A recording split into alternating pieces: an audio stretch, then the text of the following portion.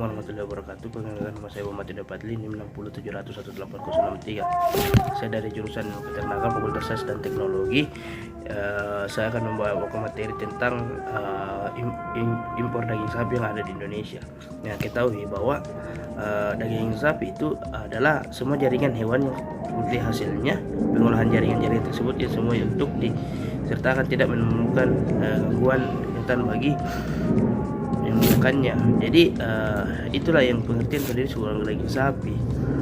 Dan kita ketahui juga bahwa di Indonesia ini setiap tahunnya itu penduduk Indonesia selalu mengalami peningkatan, kenaikan juga dibarengi dengan kenaikan kualitas hidup dan lebih layaknya bagi masyarakat Indonesia. Tingkat konsumsi daging sapi yang ada di Indonesia itu per kapitanya per tahun ini itu pada tahun 2017 itu ya sebesar 0,469 kg, atau meningkat sebesar 12% dari konsumsi pada tahun 2016 yang perkiraan itu 0,417 kg. Meningkatnya jumlah penduduk dan adanya pola konsumsi serta selera masyarakat menyebabkan konsumsi daging sapi nasional cenderung meningkat. Kementerian Pertanian atau Kementan memprediksi produksi daging sapi pada tahun 2018 itu tidak mampu memenuhi kebutuhan daging yang ada di Indonesia. Itu karena di mana kebutuhan daging yang ada di Indonesia itu sangatlah tinggi.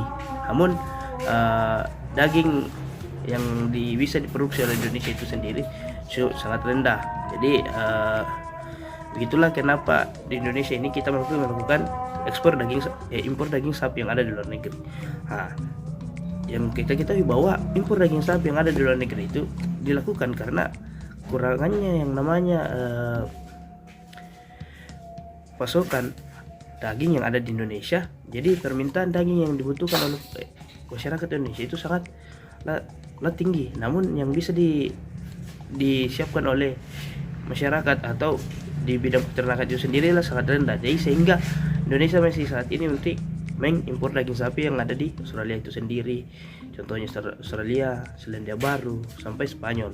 Namun ketika kita berbicara impor daging sapi terbesar yang ada di Indonesia itu ada dari negara Australia, negara tetangga kita sendiri.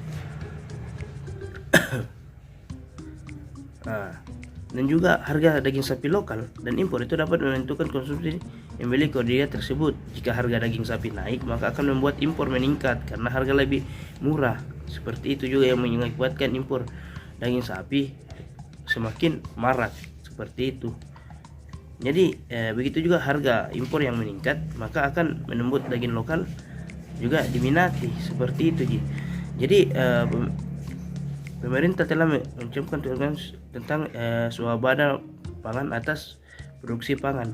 Namun demikian program ini sulit dilakukan karena terjadinya beberapa isu terkait perubahan iklim dan konversi lahan pertanian yang laju pertumbuhan penduduk, pola konsumsi masyarakat dan yang tinggi.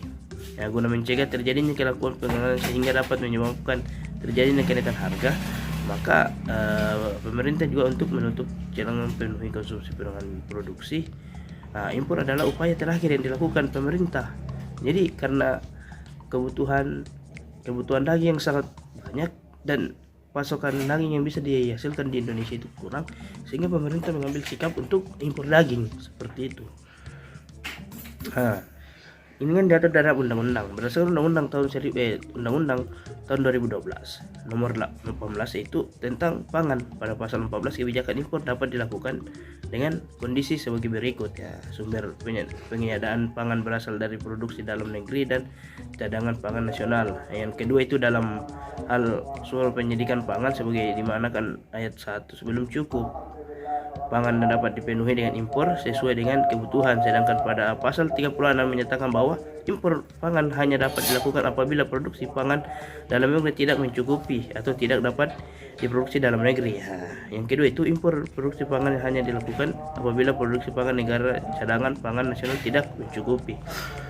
Nah, Kementerian Pertanian berencana memproduksi daging sapi atau kerbau pada tahun 2019 sebesar 30.000 ton. Nah, sedangkan kebutuhan sebesar 66.000 ton. Nah, jumlah ini semua dengan prediksi yang konsumsi pada Februari lalu. Ya, mungkin untuk memenuhi sebesar 63.000 ton pada jumlah 2019.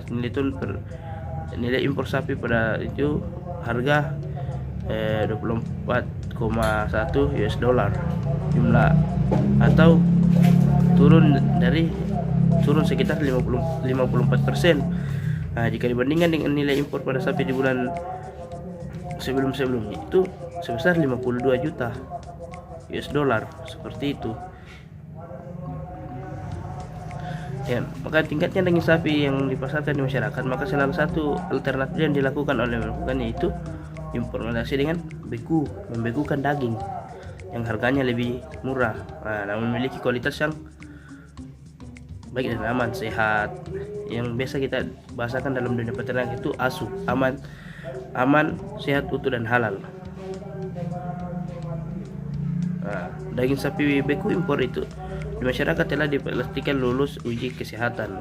Jadi impor-impor yang ada di Indonesia itu sebenarnya sudah melalui uji kesehatan dan memang memenuhi syarat.